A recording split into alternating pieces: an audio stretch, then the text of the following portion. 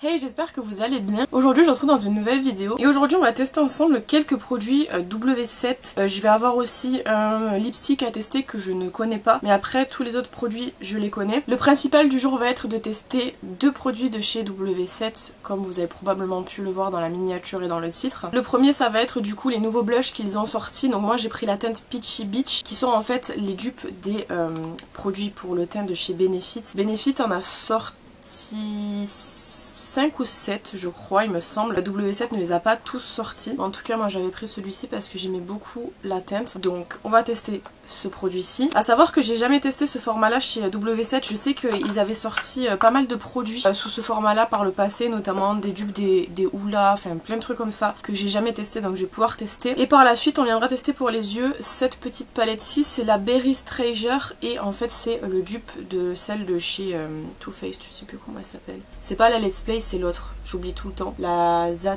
Jam ou un truc comme ça. Qui est une palette violette comme ça, c'est pour ça que je me suis habillée en violet. On va tester ça et je vous montrerai un petit peu parce que moi j'en ai pris deux sur les trois qui sont sortis, donc je vous montrerai en même temps l'autre. Donc bah écoutez, j'espère que cette vidéo vous plaira et je vous laisse avec la suite. Bon, avant de commencer, je vais juste retirer mes petites mèches de devant. Je vais venir faire rapidement mes soins parce que je les ai pas fait, je viens de capter, donc faut que je me retourne pour aller les chercher. J'ai juste mis pour l'instant un toner, j'ai mis celui de chez Claire's, le Daily, je sais plus quoi, de chez Claire's, qui est très très bien. Bon, je vais rajouter du coup juste mon contour des yeux, donc je prends le Centellian 24 parce qu'en fait c'est le seul que j'ai. L'autre est dans ma desserte que j'ai fait rouler à l'autre bout de ma pièce, donc j'ai vraiment pas envie d'aller la chercher. Donc je vais mettre celui-ci, c'est pas grave. Il est très hydratant d'ailleurs, il est très bien. Si jamais vous êtes comme moi et que vous avez pas mal de ridules sous les yeux. Par contre pour les ridules, pour traiter plutôt les ridules, le meilleur c'est celui de chez Beauty of Joseon. Je sais plus comment il s'appelle, mais il est au rétinal, il est très très bien. Donc là je vais juste venir rater un petit peu. Pour la crème, je vais mettre la crème de jour Skin Foodies de chez Lidl à la fleur de coton qui est dans mon Project Pan. Je l'avance pas très vite parce qu'en fait comme elle est très riche, il n'y en a pas besoin d'énormément. Genre là déjà j'en ai déjà trop mis. Et par dessus je vais mettre ma crème solaire, c'est la Make Up PRM, c'est la version normale comme ça. De toute façon je vous mets tous les liens en barre d'infos si ça vous intéresse. On met 2 doigts. Pour les personnes qui comme moi ont la peau grasse, je vous ai pas fait de retour encore sur de bonnes crèmes solaires pour peau grasse parce que j'en ai tout simplement pas trouvé. Pour ça je n'en parle pas plus. Celle-ci elle est pas... Enfin là vous la voyez hyper grasse parce que c'est le temps qu'elle pénètre dans la peau. Elle a un fini un peu velouté, un petit peu poudré à la limite, mais elle reste, ça reste gras quoi. C'est une crème solaire malheureusement. Je n'ai pas trouvé encore qui soit pas grasse. Je sais qu'il y en a une qui a l'air bien de chez Beauty of Joseon qui est en stick, qui est sortie il y a pas très longtemps. Je l'ai pas testé encore tout simplement parce qu'il me reste du coup la Make Up PRM à tester et à terminer. Et il me reste aussi une autre, je sais plus de chez qui elle est. Là c'est pas Face Republic à terminer. Et comme les crèmes solaires, moi ça me dure plus ou moins 3, 4, 5 mois. Ça me dure vraiment longtemps. Je préfère terminer celle que j'ai et pas en ouvrir 150. En tout cas dès que j'en trouve une je vous en reparle. Là pour l'instant j'en ai pas trouvé quoi. Voilà, donc on peut commencer le maquillage. Donc comme je vous ai dit, en général il faut attendre à peu près entre 10 et 20 minutes pour que la crème solaire soit bien pénétrée dans le visage et que vous puissiez passer au maquillage et tout. Moi là je peux pas attendre plus. J'ai attendu genre littéralement 3 minutes. Donc je vais venir faire par dessus. Je sais pas si ça aura assez pénétré, ça dépend des crèmes solaires, ça dépend des jours, ça dépend de ce que vous avez mis en dessous. Et je vais venir quand même maquiller par dessus et on verra en fait tout de suite si jamais ça déplace ou quoi. Bref. Pour la primer je prends la Hourglass Veil qui est dans mon Project Pan. Je pense que vous pouvez voir qu'elle avance pas mal. Là vous voyez le petit 0,3 et vous voyez que ça l'est légèrement en dessous mais très légèrement. Et je vais venir en appliquer 3 pompes. Je vous ai déjà parlé de cette base je crois. Elle a un effet poudré, ce qui est hyper intéressant pour les peaux grasses. Après elle a pas spécialement d'effet matifiant ou quoi. Je sais pas pourquoi elle est... Je vous avoue que la base Veil, je la connais pas trop. Ça a assez pénétré la crème solaire, ça va. Je la connais pas trop la base Veil, mais je sais pas du coup si elle est matifiante, si elle minimise les pores, j'ai aucune idée. En tout cas, je trouve que la texture est hyper agréable. On passe du coup au fond de teint. J'ai pris une bébé crème, c'est la Cica Clearing BB Cream de chez Purito en teinte 21 beige. Je vous avais déjà dit plusieurs fois que je trouve qu'elle ressemble pas mal à celle de chez Herborian. Le seul truc c'est que celle-ci je trouve qu'elle est un petit peu plus terne en termes de teintes. Après voilà, c'est les teintes coréennes, il y a très peu de teintes, il y a en général soit 21 soit 23. Des fois ils montent jusqu'à 25, enfin, il n'y a pas beaucoup de choix de teintes. Celle-ci c'est la plus claire et vous allez voir elle est un petit peu terne et tout, mais ça ira quand même, enfin moi ça, en général ça me pose pas problème. Et ensuite je vais utiliser du coup le Beauty Blender, enfin l'éponge pour venir faire pénétrer dans la peau. En règle générale pour les bébés crèmes c'est beaucoup mieux en fait de venir utiliser sa main, c'est plus joli, c'est plus naturel et c'est surtout plus couvrant. Mais comme j'ai un anti-cerne très couvrant, je viendrai couvrir s'il y a besoin de un peu plus les zones qui nécessitent quoi. Donc je prends ma petite plaque comme ça et je vais venir mettre la bébé crème dessus. Et en termes de quantité j'en mets toujours trop. Alors, on va essayer de ne pas en mettre trop cette fois. On va mettre ça. Mon éponge, je viens prélever à l'éponge. Donc je pense que là vous voyez ce que je veux dire quand je dis terne. Elle a un peu grisâtre. Et du coup je vais appliquer à l'éponge. Voilà, là j'ai fait la moitié du visage pour que vous puissiez voir un petit peu ce que ça donne en termes de couvrance. Vous voyez que bon c'est un petit peu, comme je vous dis, grisâtre. Après quand vous allez rajouter blush, bronzer, highlighter et tout, ça va grave s'unifier en fait. Mais j'aime bien la texture qu'elle a. Elle est très hydratante, donc bon pas ce que je recherche spécialement. Mais je trouve quand même que la texture est pas mal et elle coûte quand même surtout beaucoup moins cher que la Herborian. La Herborian c'est 19 € les 10 ml je crois il me semble. Et là vous avez dedans 30 ml et c'est un prix moyen, c'est 16 € je crois, quelque chose comme ça. Je vous aurais mis le prix à l'écran de toute façon donc vous verrez parce que moi j'ai pas encore regardé mais je crois que c'est 16 € il me semble. Ça fait très boule à facettes là avec toutes les couches de gras mais c'est plus léger qu'un fond de teint donc ça dépend ce que vous aimez. Ouais, au final en dose je l'avais à peu près bien dosé, ça va. Pour l'anti-cerne c'est toujours l'Infaillible More Than Concealer de chez L'Oréal en teinte 324 comme ça. Donc comme je vous avais dit j'ai enlevé le stopper donc du coup ça fait que normalement il prélève beaucoup de matière donc je vais faire gaffe. Je sais pas si vous voyez mais il y en a beaucoup.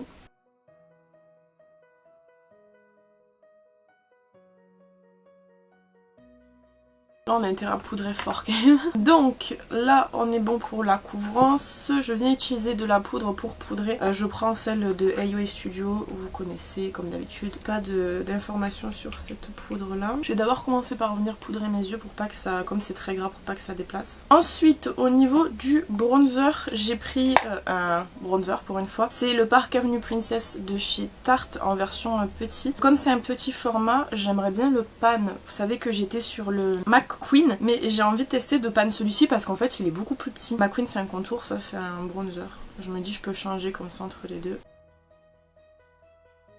À chaque fois j'oublie quand je fais des points anti-cerne. Tout le temps ça m'arrive ces derniers temps, je vois rien de loin. Je vous ai déjà dit, ça fait plus d'1 an que je vous le répète. J'ai oublié d'estomper là un point d'anti-cerne. Je peux rien faire un et là il est 7 parce qu'il y a la poudre donc on fera genre il y a rien. Bon, j'ai gratouillé avec un petit peu de goupillon, on n'a plus. C'est vrai que ça va devenir intéressant puisqu'on va tester du coup le blush. Donc le blush comme je vous ai dit j'ai pris la teinte Peachy Beach comme ça, qui est en fait un blush classique qui est vegan, végétarien friendly. Il n'y a pas marqué qu'il est non testé sur les animaux mais je pars du principe que s'il est vegan normalement il est non testé sur les animaux il me semble. Vous avez à l'intérieur 6 grammes de produit donc le packaging est plus imposant que le contenu du produit et c'est le genre de packaging comme ça que vous avez aussi chez Benefit et que je trouve déjà très chiant chez Benefit. On va prélever la teinte, c'est poudreux, ça a l'air de l'être en tout cas. C'est archi pigmenté. Ça s'estompe plutôt bien je trouve. Ça a l'air d'avoir fait une tache ou alors ça en a fait une ici. Attendez. Non je pense que ça a pas l'air de faire de tache il me semble. Parce que je vois un petit trou dans mon miroir. Mais j'ai l'impression que quand je regarde à la caméra il y est pas. Je verrai au montage. Écoutez ça se travaille plutôt bien je trouve. On va voir de l'autre côté. Ouais l'application est plus jolie de ce côté. Alors j'ai changé de système d'application. En fait au lieu d'étirer la matière je l'ai tapotée. Donc peut-être c'est pour ça. Je trouve que la couleur est vraiment très jolie. Ça se dégrade très bien. Et en fait le fait que ce soit très pigmenté dès le départ ça m'arrange parce que vous savez que j'utilise beaucoup de blush, j'en applique énormément. J'aime beaucoup quand c'est très visible en fait et là c'est très visible dès le départ donc du coup c'est des blushs que moi je vais pas mettre longtemps à travailler. Je trouve ça vraiment beau, franchement il est joli. Alors là effectivement je crois que j'ai une tache. C'est bizarre parce que dans la caméra, au retour caméra je le vois pas et dans le miroir je le vois mais même de loin et de près donc je sais pas. Mais avec cette technique là en fait de venir vraiment comme ça tapoter et ensuite estomper on n'a pas du tout de tache donc je trouve que c'est vraiment sympa. Et vous avez plein de teintes qui sont sorties qui sont inspirées je crois des teintes de Benefit il me semble. Mais Benefit ils avaient un orange et eux ils l'ont pas fait d'ailleurs donc je suis un peu dégoûtée parce que ça coûtait quand même beaucoup moins cher. Vous avez toujours les prix à l'écran, je vous les mets tout le temps mais je crois que c'était quelque chose comme 3 € ou 2 € donc ça vaut grave le coup. Petit coup d'highlighter, j'ai pris le Heartbreaker en teinte Love de chez Révolution qui était dans un kit, je crois qu'il est pas vendu à l'unité. J'avais envie d'utiliser celui-là, ça fait longtemps que je l'ai pas utilisé puis c'est un très lumineux vous allez voir. Et un petit coup de spray fixateur, je prends le Matte Fix de chez Révolution. Alors c'est plus celui de chez Make Up Obsession, c'est celui de chez Révolution. Parce que celui de Make Up Obsession, je l'ai terminé et il n'existe plus. Voilà, je suis dégoûtée parce que vraiment c'était le meilleur. Et ils disent qu'ils contrôlent l'effet de sébum. Non. J'ai pas d'effet avec celui-là honnêtement. Pourtant c'est assez bizarre parce que du coup Make Up Obsession et Révolution c'est le même groupe et ils proposent pas, les produits sont pas équivalents je trouve d'une marque à l'autre. Make Up Obsession étant moins cher que Make Up Révolution de base quoi, donc bon, un peu déçue, j'avais acheté pour changer de l'autre qui était très bien mais qui n'existe plus, mais au final bah c'est pas pareil. Voilà, donc j'ai nettoyé mes lèvres, on va pouvoir passer aux sourcils et on va commencer bon déjà par venir brosser les sourcils pour enlever en fait l'amas de crème solaire, poudre, tout ça qu'il y a dedans en fait tout simplement. Et pour remplir, je vais venir utiliser le Brow Wiz de chez Anastasia Beverly Hills. Au niveau de la teinte, c'est Dark Brown. Et bon, ce crayon coûte assez cher, hein, il coûte une trentaine d'euros, je crois. Sachez que celui de chez Pony Effect que vous trouvez sur YesStyle coûte, je crois, en ce moment, il est dans les 6 euros. Et il est tout aussi bien, il est un petit peu plus sec. Mais personnellement, je préfère parce que je trouve que quand c'est trop gras, ça vient vite faire des amas et tout. Le Pony Effect est mieux dans le sens où c'est que moi, je trouve qu'il est plus malléable en fait. Les sourcils ont pris une forme vraiment étrange, je trouve. Faut que je faut que je fasse quelque chose là. Parce que je trouve que la forme elle est particulière quand même. Voilà. C'est pas les meilleurs sourcils que j'ai fait au monde, mais faudra que je m'occupe de mes sourcils, notamment la tête. J'ai des petits trucs qui sont pas bien rasés, pas dans le bon sens en tout cas. Et par dessus je vais venir appliquer un peu de Brow Perfect qui est en fait le gel fixateur que vous trouvez chez Lidl, qui est très très bien, qui coûte 1,99 et honnêtement il est largement suffisant. Il y a que 2 teintes qui existent, par contre c'est un peu dommage, vous avez la teinte 01 et la teinte 02, vous n'avez pas de teinte transparente. Voilà, c'est le seul truc que je leur reproche, mais moi je prends toujours la teinte 02 et elle est très très bien.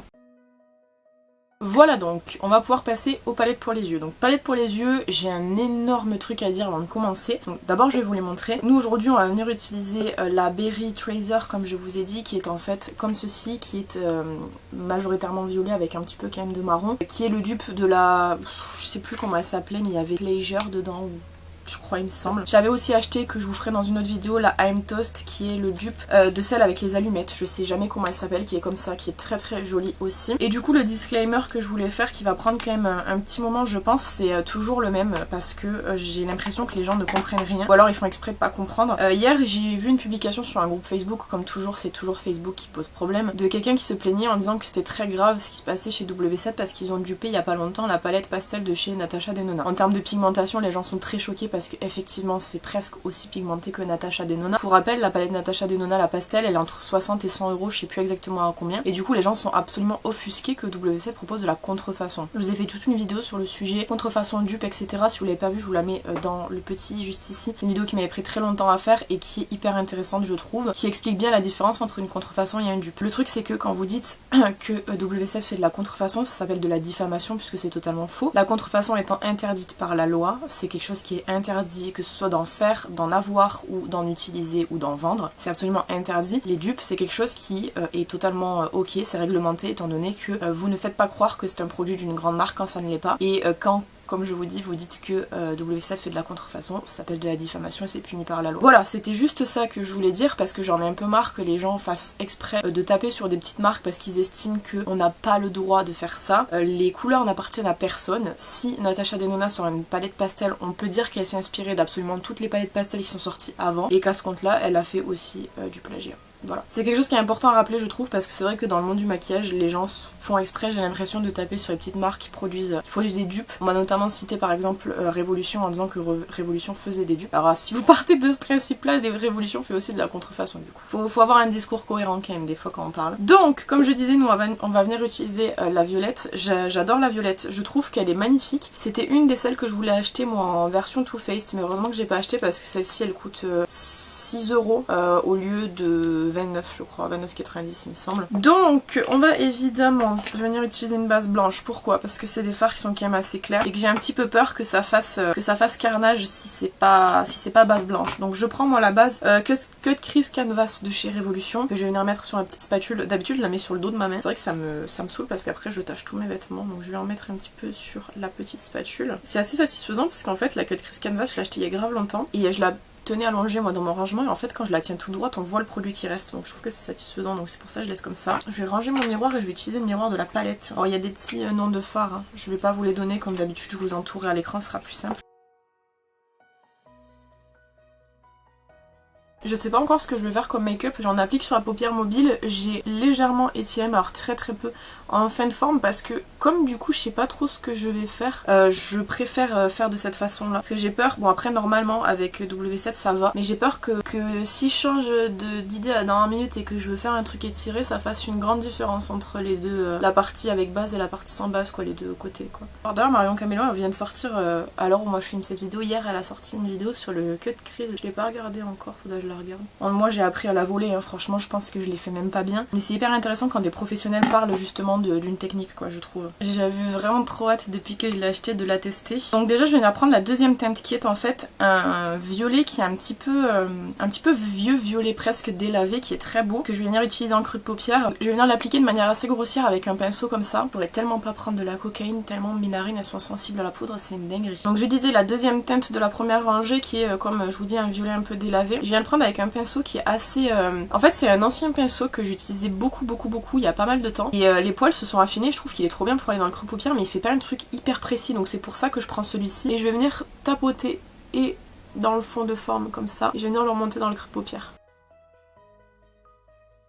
Franchement que ce soit sur la base ou au-dessus de la base, ça reste pigmenté. Hein. Donc c'est vraiment pas mal, je trouve. Hein. Franchement, je comprends pourquoi les gens commencent à avoir peur de W7. La couleur est jolie, je trouve. C'est vraiment un violet qui est assez particulier. Je trouve que, ouais, il a ce côté délavé qui est hyper joli, mais qui fait pas délavé au point où on dirait que vous avez rien mis, quoi. C'est vraiment... C'est même pas du lilas, parce que le lilas, c'est un peu plus rosé. J'aime beaucoup la teinte, franchement. Ensuite, je vais venir prendre un pinceau un petit peu plus... Enfin, pour venir en tout cas appliquer une couleur et estomper la fin de forme, donc un petit peu plus fluffy. Et je vais prendre la première teinte qui est en fait un rose parce que j'ai envie de donner un petit côté rosé à la fin du make-up, que ça donne un petit côté un peu plus doux, même si là ça reste quand même très doux. Donc je prends et je viens d'abord tapoter en fin de forme et je viendrai après étirer. La couleur a perdu un peu en intensité, hein, vous pouvez le voir entre les deux yeux, mais c'est quelque chose que je vais pouvoir venir rattraper en venant retravailler par-dessus. Pas quelque chose qui me dérange étant donné qu'on est quand même sur une palette à 6 €. Ça m'aurait plus dérangé si ça avait été le cas de Too Faced qui coûte quand même 30 € quoi. Le mélange des deux teintes est vraiment très beau, hein. C'est vraiment doux, je trouve ça très sympa franchement. Comme je vais pas avoir beaucoup de place sur ma paupière mobile, je pense que je vais venir utiliser juste deux teintes supplémentaires, ce qui fait que j'aurais fait un maquillage plus avec les violets qu'avec les restes des teintes qui sont des marrons et tout. Donc je vais d'abord venir prendre la deuxième teinte de la deuxième rangée. Je vais essayer de la prendre au pinceau, c'est pas sûr que ça prenne. On va tenter, qui tente rien n'a rien. En fait un pinceau comme ça c'est plat, ça a l'air de prélever. Et je vais venir l'appliquer sur toute la paupière mobile. Ça prélève mais je pense que c'est plus intense au doigt. Donc je vais venir au doigt directement, tant pis. C'est très lumineux. Et je vais appliquer sur toute la paupière mobile mais je me rapproche pas trop du coin interne. La couleur est vraiment très jolie, peut-être pas aussi lumineuse que ce que vous pourrez trouver chez Too Faced, mais encore une fois c'est pas le même prix. Je sais que je me répète beaucoup dans cette vidéo, mais je sais que l'être humain a parfois besoin qu'on répète beaucoup les choses pour le comprendre. C'est pas contre vous, mais c'est contre l'être humain, qui est pas spécialement hyper bien fait des fois. Ouais, j'aime beaucoup. Alors on a quelques chutes évidemment, ça reste des pigments volatiles, assez volatiles. Donc c'est normal qu'on ait quelques chutes. Franchement, ce qui me surprend beaucoup, c'est que je trouve que cette teinte elle ressemble beaucoup à la teinte Ripple de chez Colourpop, vous savez, en petit mono, que je trouve très belle. Et cette teinte en fait, je sais pas si vous vous rappelez, ils l'avaient discontinué, moi je l'avais acheté quand ils avaient discontinué. Tellement elle manquait aux gens, ils avaient fait en fait un restock de cette teinte là. Et moi j'avais pas pris parce que du coup moi j'ai encore mon Ripple que j'avais acheté à l'époque. Et je m'étais dit c'est chiant parce qu'au final, genre quand j'en aurai plus, bah je vais être au bout de ma vie parce que la teinte est trop belle. Et en fait, bah, dans cette palette-ci, cette teinte-là, c'est Ripple, vraiment. Avec son côté multichrome, rose, argenté, un petit peu violet et tout. C'est vraiment ça en fait. Et en termes de pigmentation, c'est à peu près équivalent à Colourpop. Parce que en fait, de toute façon, moi quand j'avais acheté Ripple, il était très crémeux et tout. Et avec le temps, il s'assèche les fards Colourpop. Mettez du Duraline dedans, ça repart. Mais la texture et tout est équivalente. Et franchement, je suis trop contente parce que c'est vraiment beau quoi. J'ai essuyé mes doigts, je fais attention à ce que mes doigts soient pas mouillés, sinon ça va faire cristalliser les fards. Et du coup, en coin interne, j'avais grave envie de tester la troisième teinte de la première rangée. Parce qu'en fait, on dirait une sorte de blanc avec des reflets. Alors les reflets, ils paraissent un peu verts là. Ça a l'air trop beau, donc je vais venir le mettre en coin interne. C'est magnifique. Je sais pas si vous voyez, c'est vraiment beau. Ouais, il y a des reflets un peu bleutés aussi. Ce qui fait que ça se mélange quand même pas mal avec le violet de base. Je trouve ça incroyable. Je l'étire quand même pas mal sur le phare, violet pour qu'il y ait des petites micronacres qui se diffusent et que ça fasse pas trop bizarre. Mais je sais pas si vous vous rendez compte à quel point c'est hyper lumineux pour une palette à si petit budget quoi. Je prendrai, je vous l'ai pas dit tout à l'heure quand j'en ai parlé, mais le dupe de la pastel de Denona je la prendrai parce que moi j'adore les teintes pastel, vous le savez, et que en plus je suis très intriguée de voir ce que ça peut donner en termes de qualité parce que c'est le format un peu cartonné de chez W7 et de mémoire j'avais testé ce format là, je sais plus pour quel dupe, je me rappelle pas, et j'avais bien aimé, mais du coup sur du pastel je me demande ce que ça donne. Mais de ce que j'ai vu sur internet c'est très pigmenté pour du pastel, donc c'est pour ça que les gens sont un peu furieux quoi. Moi je dis oui, hein. Franchement si je peux économiser 100 € sur une palette je prends. Du coup pour en bas je viens prendre la première teinte qu'on a utilisée, hein, vous savez la deuxième teinte de la première rangée là, le violet, un petit peu vieux violet, et je vais venir en fait tout simplement avec un pinceau faire le ras de cils quoi. C'est pigmenté, ça va, même sans base. Je l'avais déjà dit mais je vous le redis puisque là on est en bas donc on voit bien. Et je viens prendre le premier de la première rangée, là le rose, pour venir estomper. Je viens prendre un tout petit pinceau et je vais revenir prendre la teinte que l'on a mis en coin interne pour vraiment bien la mener dans le coin aussi en bas. Par contre je brille déjà.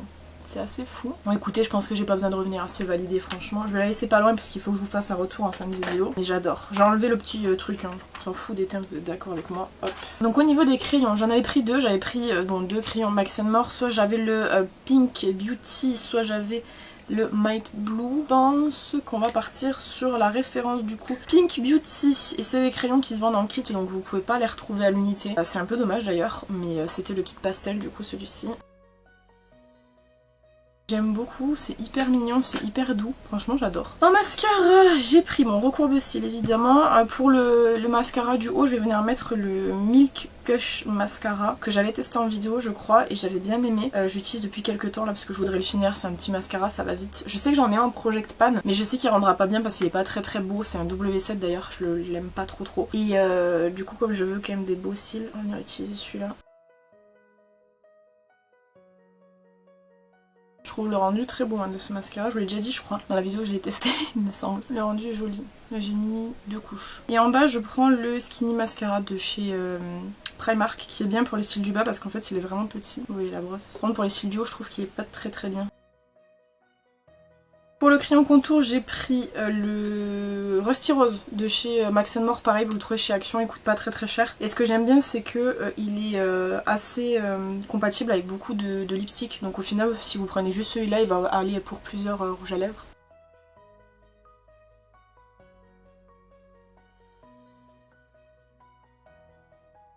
Et pour les lèvres, j'ai pris le Cream Lip Color de chez H&M en référence Peach Fuzz.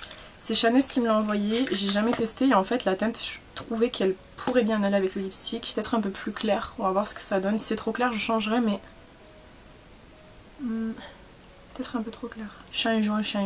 Du coup je prends le Y2K de chez Colourpop que je connais et que j'aime beaucoup. Qui est un velvet je crois il me semble en termes de texture.